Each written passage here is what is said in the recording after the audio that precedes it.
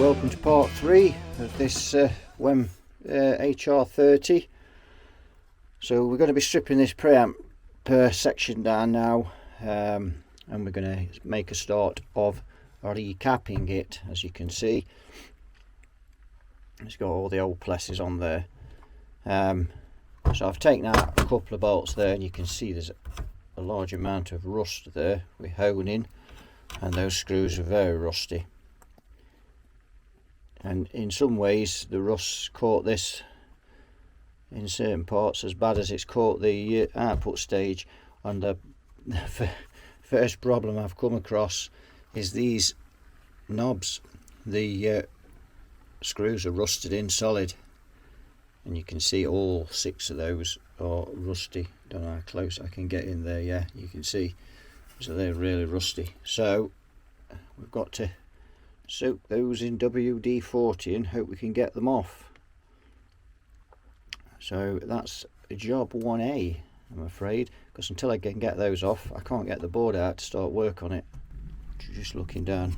So we've got these are the plessy caps. These are looking like cathode bypass caps for the stages.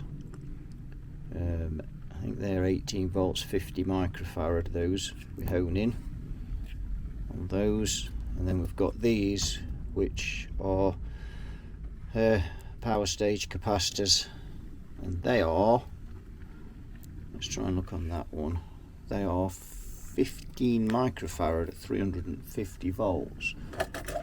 Now I've honed in on these F and T's, which we're going to replace it with, and these are 60 microfarad at 500 volts.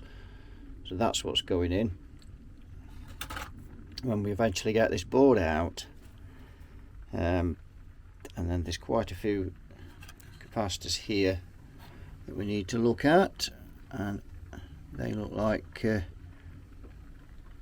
think they're 47 nanofarad off top, I think, those. So there's those to look at as well. We need to change those, because if we're going to have this board out, we might as well change the lot and make it into a new amp. These type of capacitors here that we've got, these tend to hold up pretty well, but again we'll be testing those to make sure. We've got a capacitor hiding under there, look, you can see him hiding away, one there. So just a minute, I've just spotted something, and there, look at that chap there, he's burnt. He is burnt. If we can focus in on him, yeah, that's interesting. So that's something we're going to have to look at. Oh, there's always something. It's not just the fact that you find a burnt resistor, it's what's actually caused it. Now, has that been caused by the fault on the when, you know, with the screen resistor? No idea what value it is either, because that's all burnt off, so don't know on that one. I'm going to test that and see what we get. Well, that resistor measures 2.8k, but somehow I don't think that is 2.8k. Looks more like 100 ohms or something to me. So we've got to find out what that's doing first of all, to give us an idea of what value, because I don't think we're going to get that off the colours. They're just too burnt. So I'm going to soak these control knobs in with some WD-40, soak the screws, and then we're just going to have to leave it to stand for a bit. Right, we've got some serious problems here. We can't get these knobs off, and the reason is that the screws have just rusted. So I've managed to get 3 off, and these have been soaked in WD-40 overnight. If we look at that one, zoom in, you can see that's one of the better ones. unfortunately, here's the worst one. Sorry about that, the camera. And if we hone in on that one, we can see that that is as rotten as a July pear. That screw has just completely rusted away. So we're not even been able to get a screwdriver to that one because there's no slot left. So that one's completely rotten. That screw completely rusted. And just get on to this one and have a look. That one's not too bad, but won't come off. This one, sorry, I'm not looking at that. That one's pretty rusted. They're all rusty, but let's just have a look at this one. You can see, again, pretty rusty, and the other one there, you can see that. We've got real problems getting those off, so unless we drill them out, that one will have to be drilled out, because there's no way of getting that off, and I can't get this board out to work on it until I've got these 4 knobs. I don't have any more knobs like this either. It's not like I could cut the knobs off and replace them. I have got some WEM Dominator Mark III controls, but I'm sure they're different to these. They look the same, but I think these are bigger and a slightly different shape. Right, so I've managed to get those 3 off, and I've got 2 of those and 1 of those off, so I've got 2 left.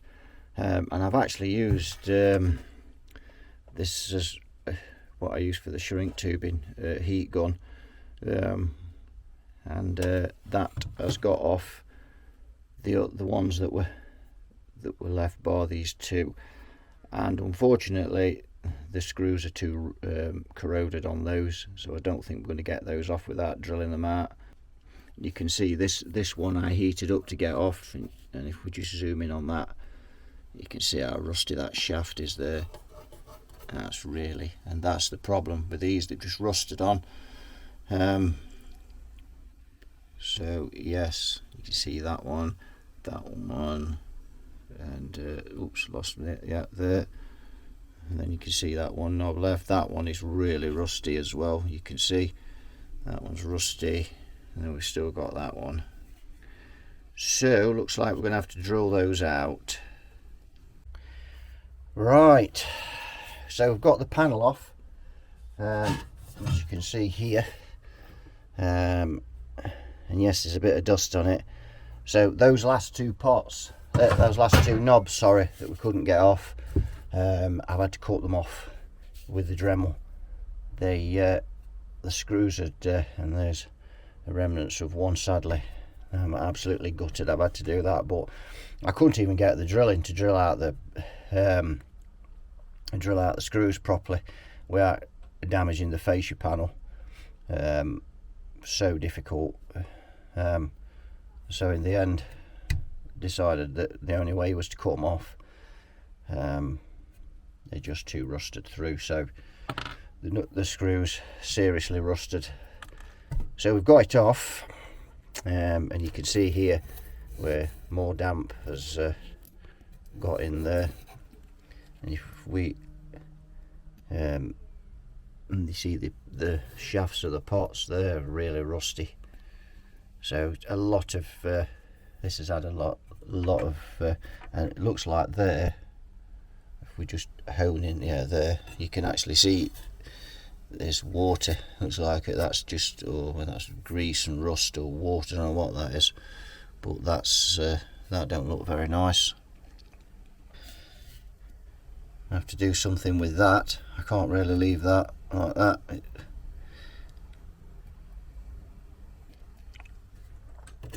So now we've got access to this board, we can start and recap it and sort out the problems that it's got. So, and we've got these Plessy caps that we need to change. They're the main things, and probably these ones as well.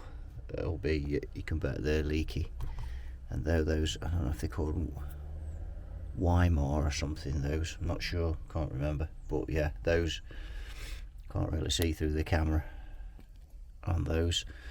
So yeah, so we've got quite a bit to do here. So these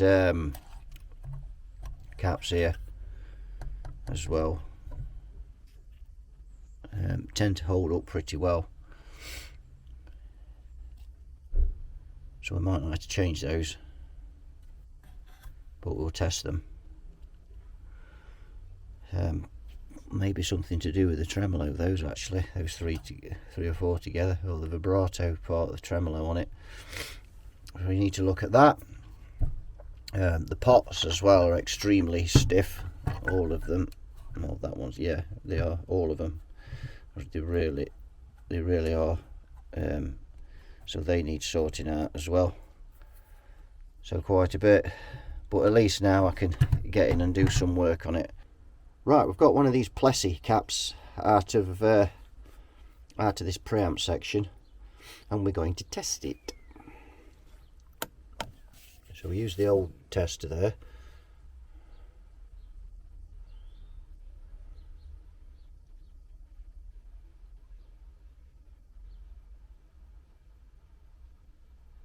Oh dear. 26% loss, 14.9 microfarad, and of course it is 50 microfarad, so that's okay.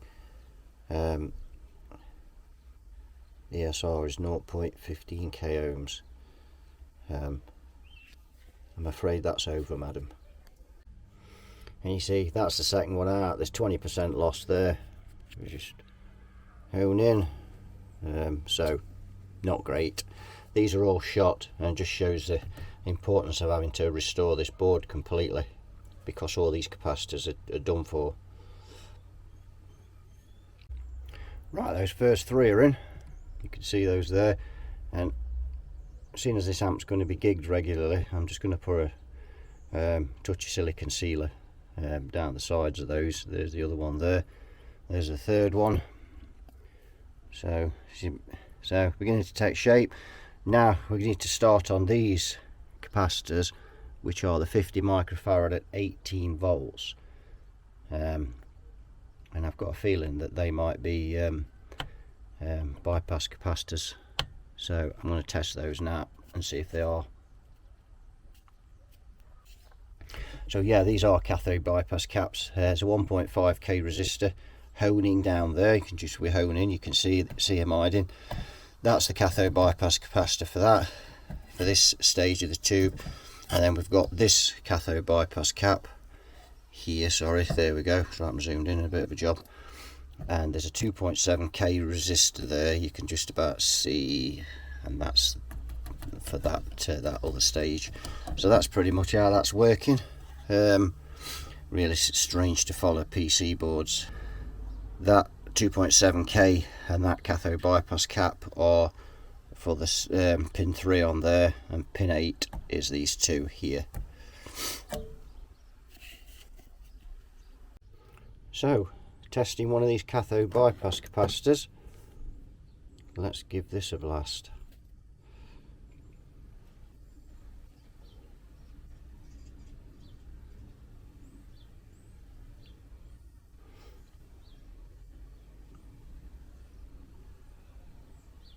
Unknown or damaged. So tried to test that numerous times. I've just tested another good capacitor and it tested fine. That keeps coming up damaged, so I'm afraid that one is absolutely shot. That's even worse than leaky. That one is just, well, the meter doesn't even recognise what it is. This preamp section is long overdue a recap. Right, I've got rid of that rust on there as well. Let's just turn this over and I'll show you what I've done. So I've done all the cathode bypass caps. I've already shown you we've done these. Done the cathode bypass caps. There, and there. 4 of them. Changed these other caps, which are here. They've been changed. Another one there. one there, and then this group over here you can see. So what is left? This resistor that we'll hone in on there, this the burnt off rings. Now that measures 2.8k, and it's gone rather the same shades of colour as the one that the one on the power amp section that we thought was 180 ohms, which in actual fact is 2k7. So I've got to go in and change that, and the reason I know that is that I managed to find a schematic for the output stage of this amplifier, which is actually a B30 BR30, sorry. Shares the same output stage, different preamp stage, and that resistor on there is 2.7k. That's a drop-in resistor.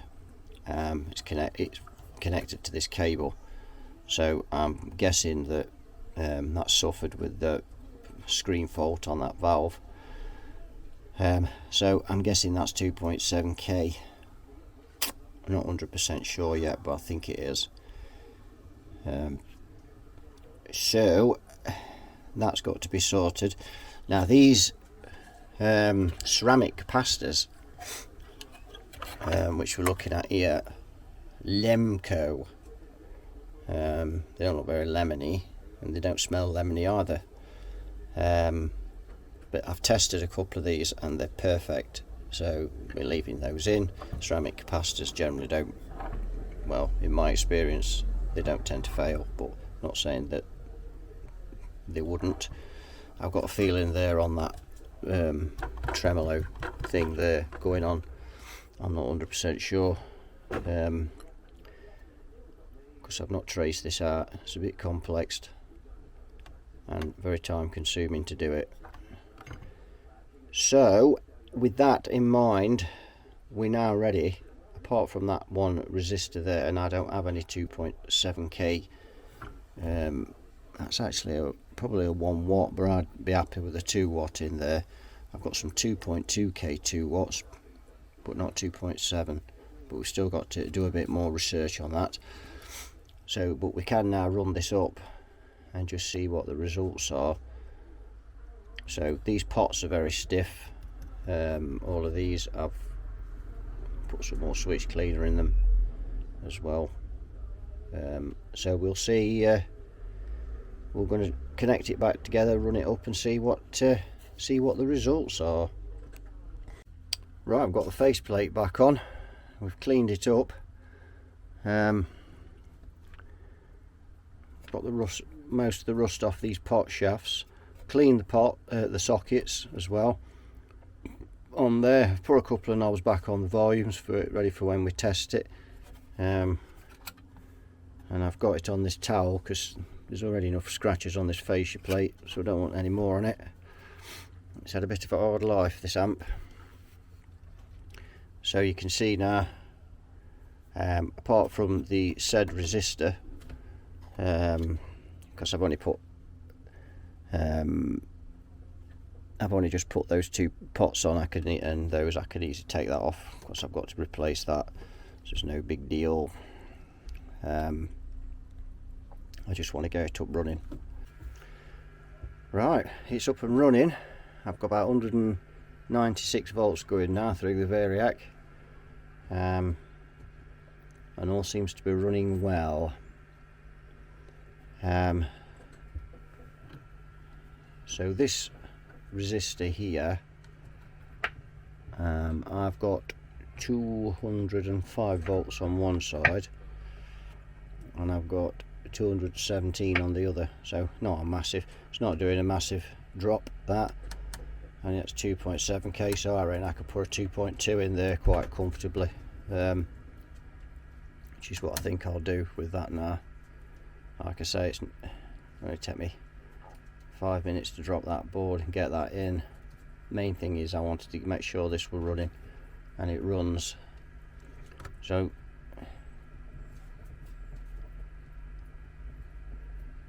I think I just need to clean these sockets again. So I've still got a bit of on one of them.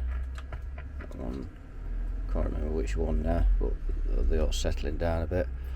We'll probably just spray a bit more cleaner in those. We need to see if this tremolo works as well. And once we swap that resistor on there, we can pretty much wrap this preamp up. Just put the screen covers back on the tubes, and that pretty much wraps that up. What have I got left to do? I've got a few jobs to do on this output stage still. Those resistors there, just get a bit more light on it. So those resistors there and those two capacitors on that, I think we probably refer to that as a Zobel network, or to stop the spiking on the output transformer. So those and the resistors came for those this morning, for that job this morning, funnily enough. So we should be able to do that. There's a bit of crappy soldering on there to sort out. Right, we've got this all back together. We've got the controls on there, you can see, and the two knobs we had to cut off I've replaced with those two WEM Dominator Mark III control knobs there, and I put them on the tremolo. You can see there is a slight difference to those, but they're near enough. Oops, sorry. So just turning it over now. I've got all the tubes back in, and I've got the screen cans over, and that's all ready. Now I do foresee a problem with this amplifier, and that problem is this umbilical cord here, this blue umbilical cord. The problem with this cord is, and I've just measured it, in actual fact that's what that small transformer is on the output stage. It's for the heaters, and it's also a DC feed for this. The problem with this umbilical cord is you've got AC and DC running in this blue capping, and it's quite noisy when it's turned full up, and I've got a feeling that's why. So I don't know, kind of looking at that and wondering if we could do anything. Not a lot we can do really, other than I suppose we could twist the filament wires inside, because they don't look like they're twisted to me on it. So that maybe that would help.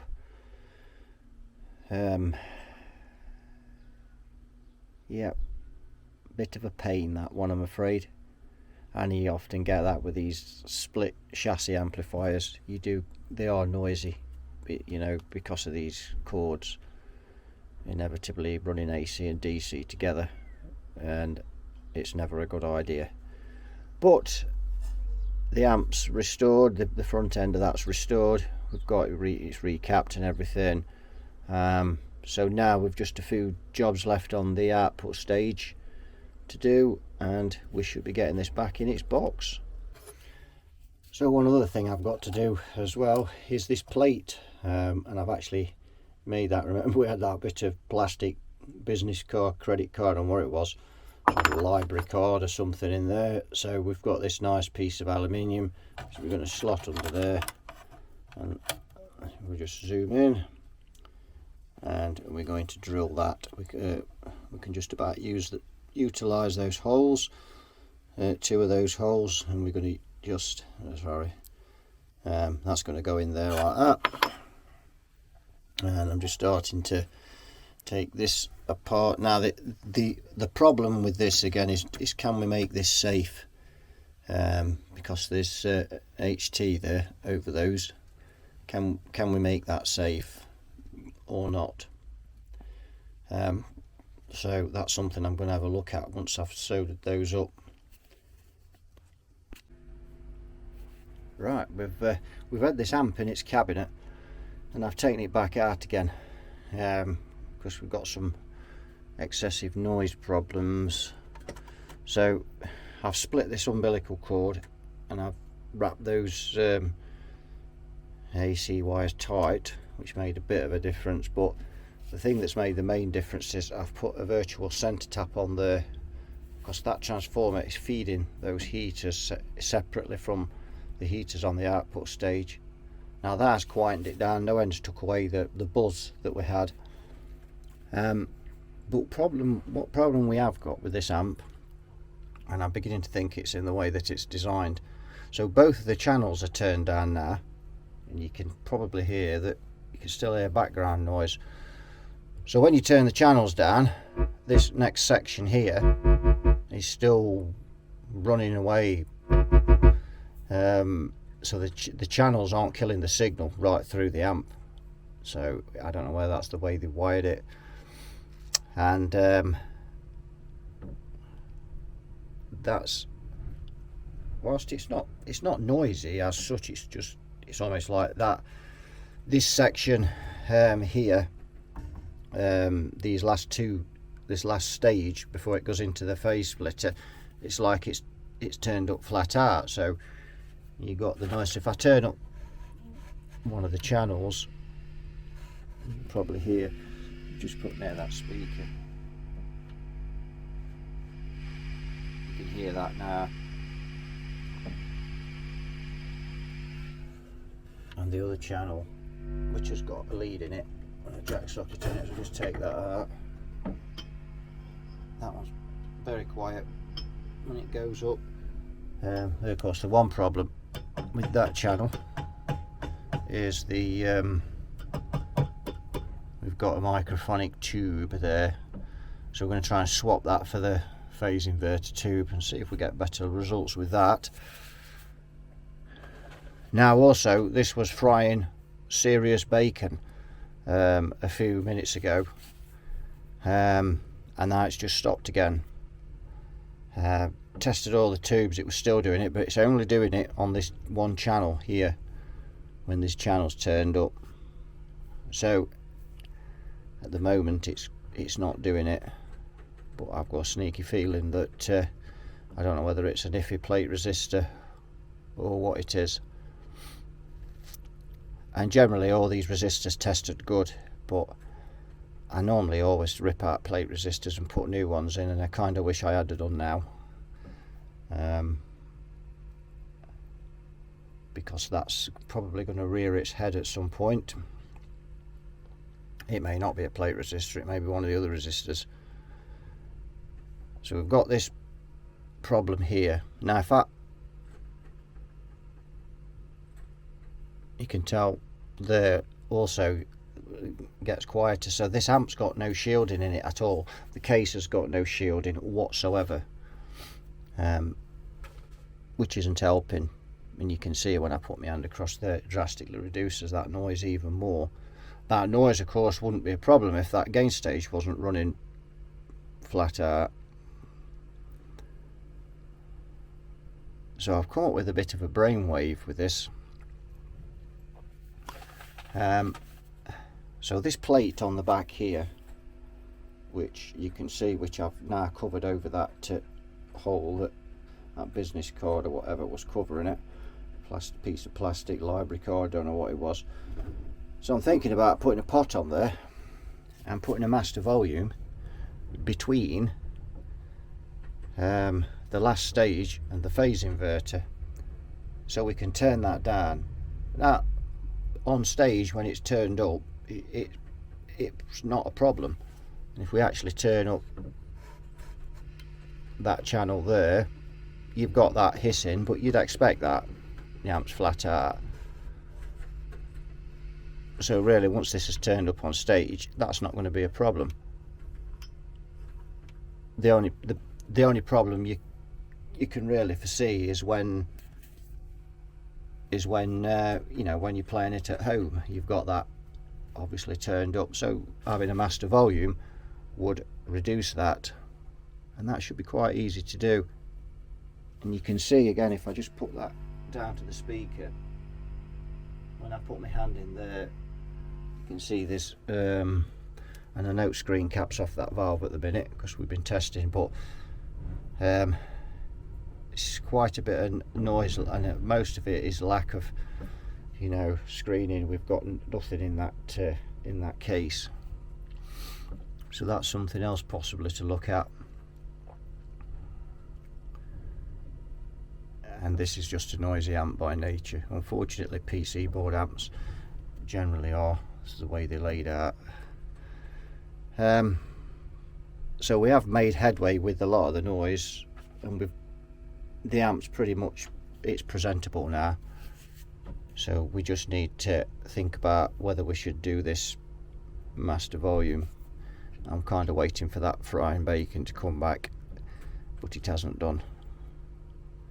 But you can bet sod's law I'm going to have this amp on test for a couple of 3 hours, and as soon as the guy takes it, it's going to start frying halfway through a gig. So that is just typical of, you know, without going through here and changing every single component, every resistor. I mean, basically we've recapped this, with the exception of these ceramic caps, which all tested good, but it's always a problem. The only time these amps generally don't come back is when you change every little thing on the board, and that obviously you can see, if we just hone down there, you can see the amount of resistors, so you could see the amount of extra work there to change all of those, and they all test fine on the meter. But if one of those is, I mean, basically if that frying comes back, then it's a case of changing all the plate resistors. They're the favourites to go for, because they've had the most voltage, they've had the most hammer. Carbon comps, at the moment it's quiet.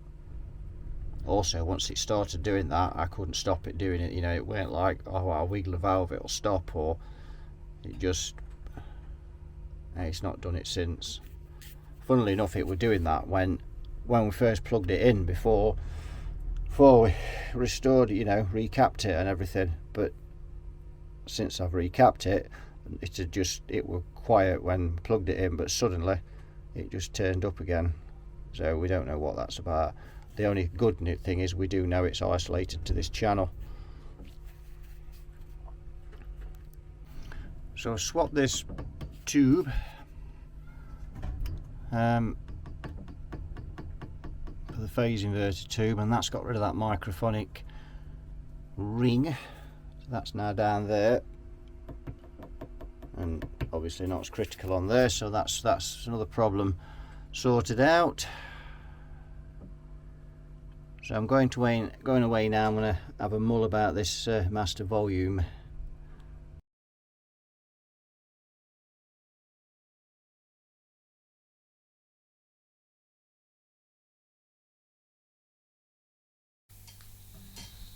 Right, we've got this WEM up ready for a demo. Boy, this has been a tough amp, with it being stored in damp conditions and things. It's been a real ball ache to get this amp up and running. I've just been in and changed all the plate resistors in it, and we have finally got rid of the frying.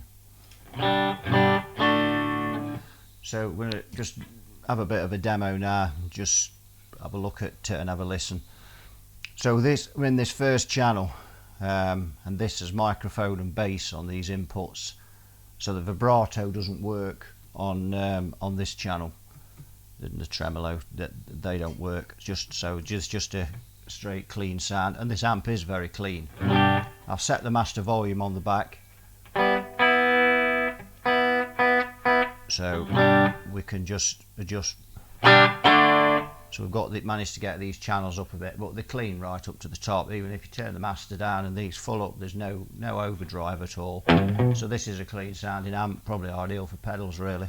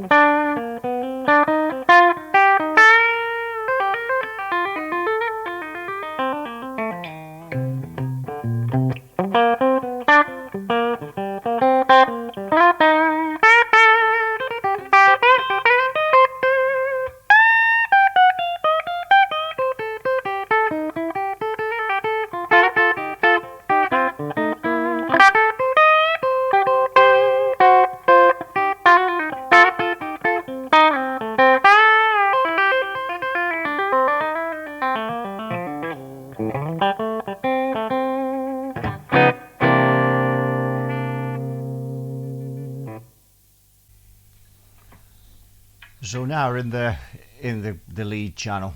So we've got rhythm and lead sockets there. This is a much brighter and a lot less bass on this channel, so it's quite a bit different. Slightly more middly as well.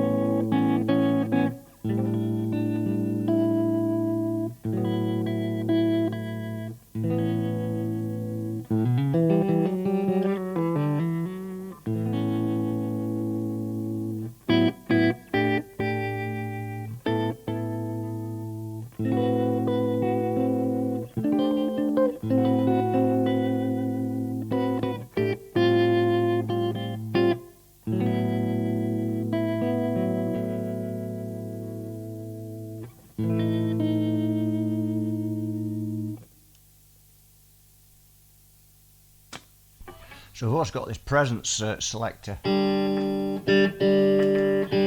that does make it brighter still, a bit more like a bright switch really.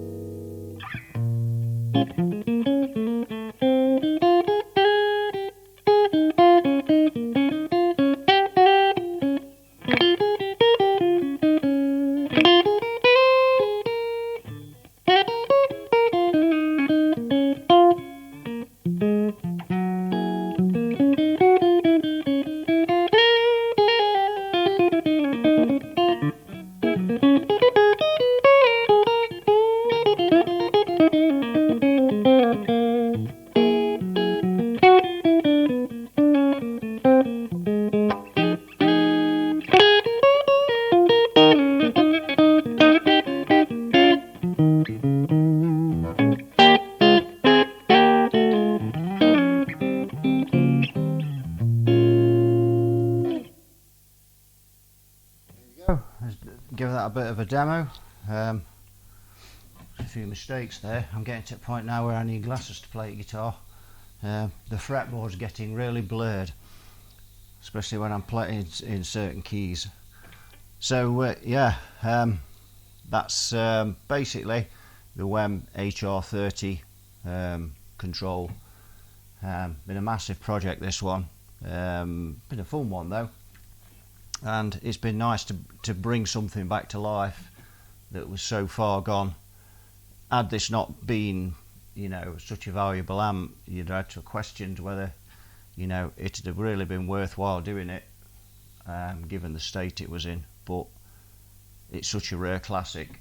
They are very rare. This is the only one I've ever seen of these. I've seen pictures of them, but I've never seen one in the flesh. So it's nice to have put it back in full working order, albeit a few, you know, I mean, there is a few things on it that, you know, like the sockets that have been hacked off at the back and the hole there, but we've utilised that plate for the master volume, and this amp needs a master volume really, because as I said before, the preamp section, when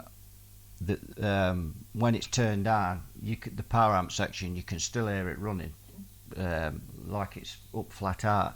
That's just the nature of the way the amp's designed.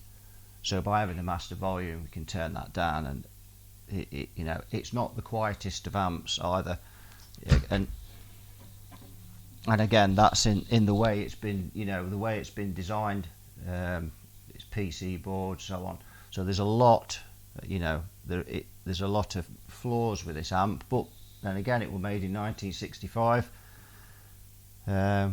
But it's, you know, there's a lot of amps that are noisy, you know, particularly noisy, but not so when you're using them live. You can't really tell, you know, it's not intrusive noisy, but it's a really sweet sounding amp, as you can hear on the demo. Very clean sound, very bright and jangly, as WEMs generally are. So thanks for listening and watching. Please subscribe to the channel if you've not already done so. I'd appreciate that. And you all take care and stay safe, and I'll see you in a future video. Bye bye.